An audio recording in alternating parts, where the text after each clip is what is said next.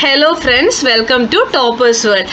ഇന്നത്തെ നമ്മുടെ ക്ലാസ് 8ാം ക്ലാസ്സിലെ ഇംഗ്ലീഷ് ആണ്. ഇംഗ്ലീഷിലെ 2ാമത്തെ chapter the 7 ages of man എന്നുള്ള ചാപ്റ്ററാണ് ഇന്ന് നമ്മൾ ഡിസ്കസ് ചെയ്യാൻ പോകുന്നത്. ഈ ചാപ്റ്ററിൻ്റെ മുഴുവൻ എക്സ്പ്ലനേഷനും മീനിങ്സും അതുപോലെ തന്നെ ക്വസ്റ്റ്യൻ ആൻസേഴ്സുമാണ് നമ്മൾ ഈ വീഡിയോയിൽ ഉൾപ്പെടുത്തിയിരിക്കുന്നത്. ഈ ലോങ് വാക്ക് വിത്ത് ഗ്രാനി എന്നുള്ള ഫസ്റ്റ് ചാപ്റ്റർ നമ്മൾ ഓൾറെഡി അപ്ലോഡ് ചെയ്തിട്ടുണ്ട്.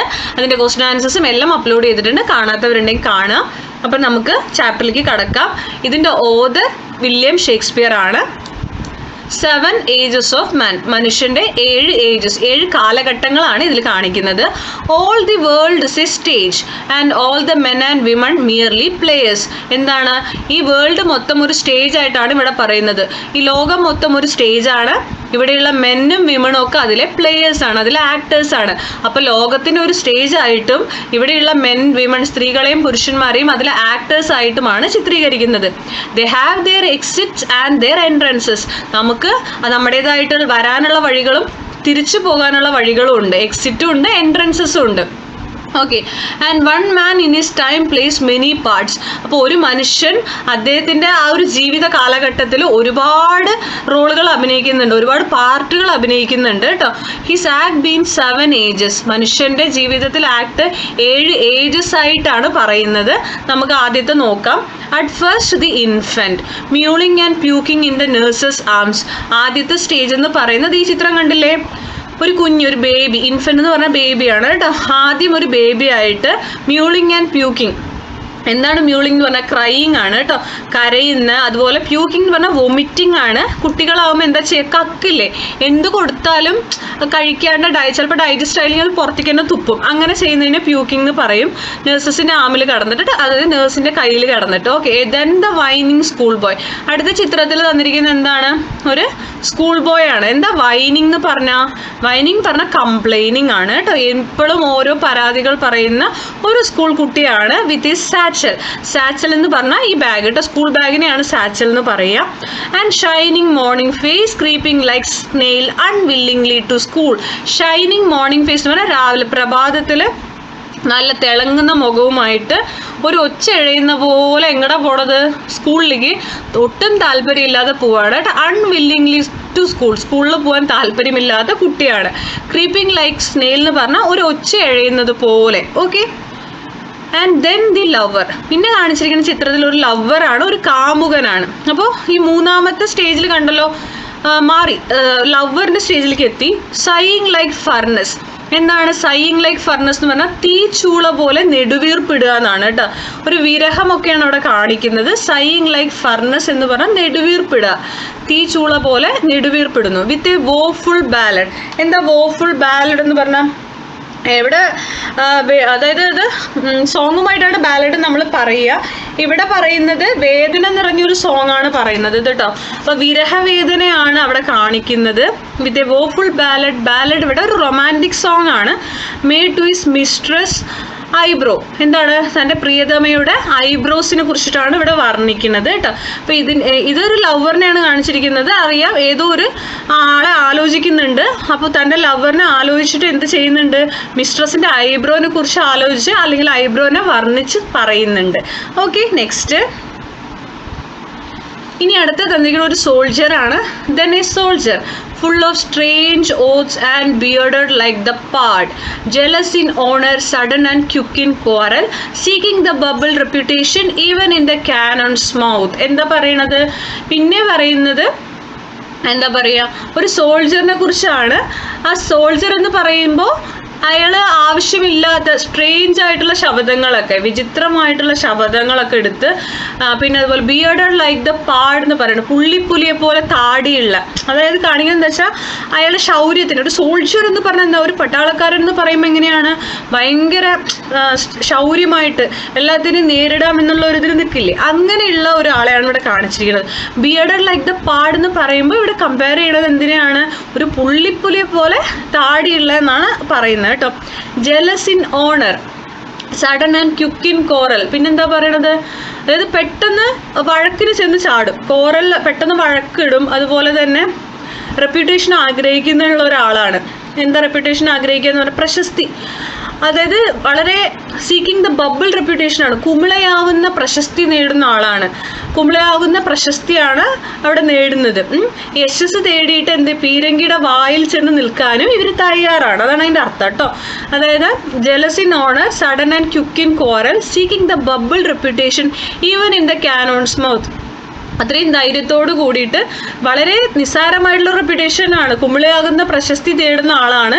അപ്പോൾ ഈ യശസ്സും ഈ ഒരു റെപ്യൂട്ടേഷനൊക്കെ തേടിയിട്ട് കാനോൺ എന്ന് പറയുന്നത് പീരങ്കിയാണ് കേട്ടോ. പീരങ്കിയുടെ വായിൽ ചെന്ന് നിൽക്കാനും, പീരങ്കിയുടെ മുന്നിൽ നെഞ്ഞു വെച്ച് നിൽക്കല്ലേ പട്ടാളക്കാർ, അവർക്ക് പേടി ഉണ്ടാവില്ലല്ലോ, അങ്ങനെ അതിൻ്റെ മുന്നിൽ പോയി നിൽക്കാനും ഇവർ റെഡിയാണ് എന്നാണ് ഇവിടെ ഉദ്ദേശിക്കുന്നത്. അടുത്തത് ആൻഡ് ദെൻ ദ ജസ്റ്റിസ്. നമ്മുടെ അടുത്തൊരു സ്റ്റേജ് എന്ന് പറയുന്നത് ഇതാണ്. അതായത് നമ്മളിപ്പോൾ യൗവനം കഴിഞ്ഞു, അതിനുശേഷം ഒരു സോൾജർ, ഒരു ധൈര്യത്തിൻ്റെ ഒരു കാലഘട്ടം കഴിഞ്ഞു. പിന്നെ വരുന്നത് നമ്മൾ കുറച്ചും കൂടി എന്താ പറയുക, മനസ്സിലാക്കുന്ന കാര്യങ്ങളൊക്കെ കുറച്ചും കൂടി പക്വതയോട് മനസ്സിലാക്കുന്ന ഒരു കാലഘട്ടത്തിലേക്ക് എത്തി. ആൻഡ് ദെൻ ദ ജസ്റ്റിസ് എന്ന് പറയുന്നത് അതാണ്. In fair round belly with good caperlint, with eyes severe and beard of formal cut, full of wise source and modern instances, and so he plays his part. എന്താ പറയണത് ഇവിടെ കാണിച്ചിരിക്കുന്നത്? ഒരു ന്യായാധിപൻ്റെ ഒരു ഇതാണ് കാണിച്ചിരിക്കുന്നത്. അതൊരു കൊടവയർ കണ്ടല്ലോ, വയറ് കുറച്ച് തള്ളി നിൽക്കുന്ന, ഇൻ ഫെയർ റൗണ്ട് ബെല്ലി, റൗണ്ടിലുള്ള കൊടവയറുണ്ട്. ആൻഡ് ഗുഡ് ക്യാപ്പൺലിൻഡ് എന്ന് പറഞ്ഞാൽ ഈ ഫുള്ള്, ഈ ക്യാപ്പൺലിൻഡ് എന്ന് പറഞ്ഞാൽ എന്താണെന്നറിയോ, ഈ കോഴിയിറച്ചി നിന്ന് വയറ് നിറച്ച് നിൽക്കുന്ന ആ ഒരു ടൈപ്പ്, അതിൻ്റെ അർത്ഥം അതാണ് കേട്ടോ. ഈ റൗണ്ട് ബെല്ലി ഫുള്ള് നിറച്ച് അങ്ങനെ നിൽക്കുന്നു എന്നാണ് അർത്ഥം.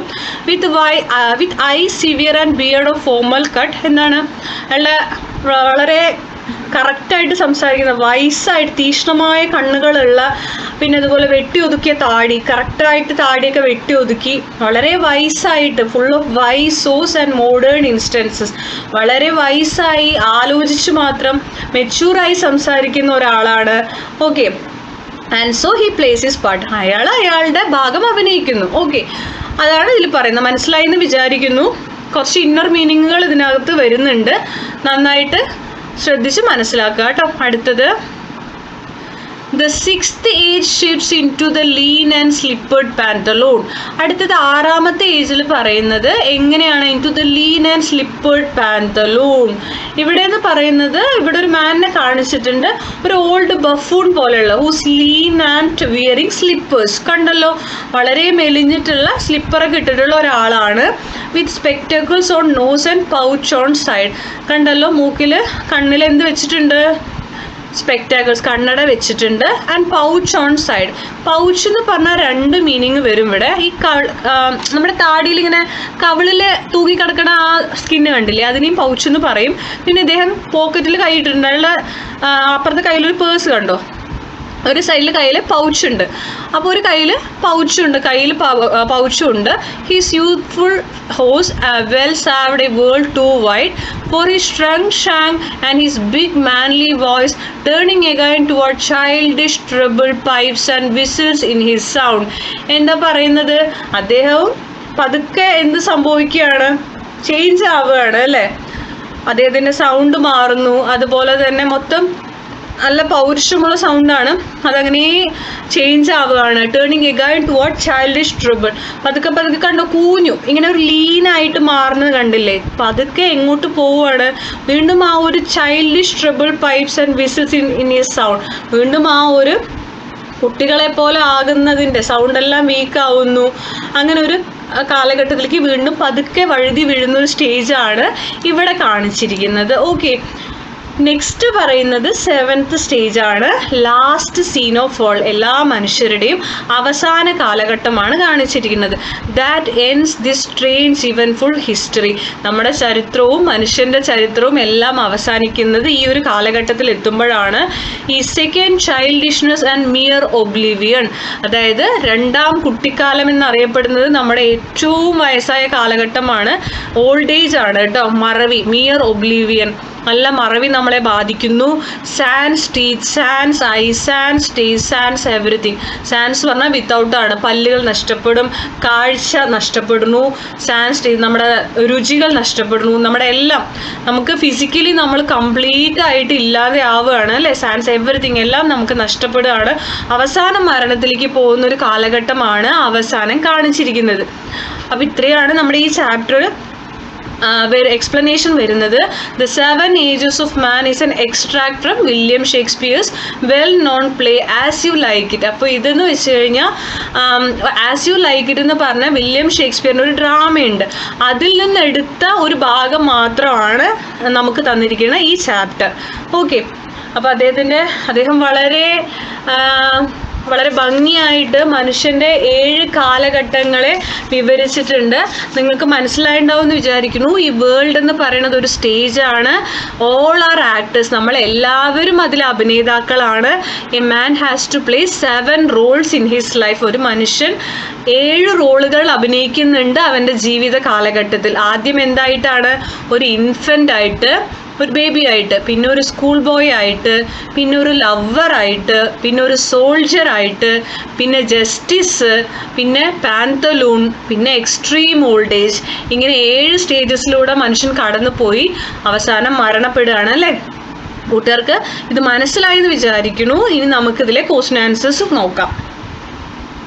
ഇദ്ദേഹമാണ് William Shakespeare. English playwright, poet and actor ആണ്. widely regarded as one of his greatest writers of the world. ഇദ്ദേഹം നിങ്ങൾക്കെല്ലാം അറിയായിരിക്കും, വേൾഡിലെ തന്നെ one of the greatest writer ആണ് ഇദ്ദേഹം. He is known as the Bard of heaven എന്നറിയപ്പെടുന്നു. 37 plays ആണ്. His works include 37 plays, 154 sonnets and 2 long narrative poems. His plays have been translated into every major living language and have been performed all over the world.